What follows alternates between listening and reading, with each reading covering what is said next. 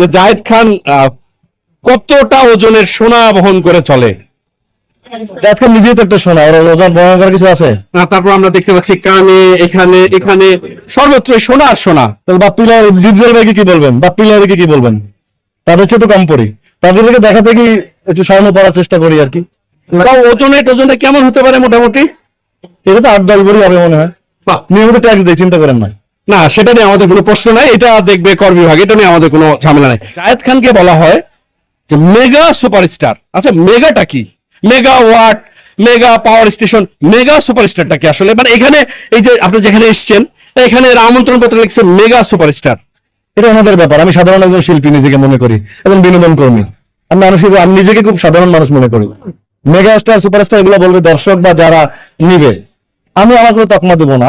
আমি মনে করি সিনেমার সবাই এটা পরিবার। আমিও যা, সিনেমার 10 জনই তাই, আমরা একটা পরিবার। দর্শকরা বিশেষণ দেবে। আমি নিজে কোনো বিশেষণ দেবো না। আমি একটা বিনোদন শ্রমিক, মানুষকে বিনোদন দিই, এটাই জায়েদ খান।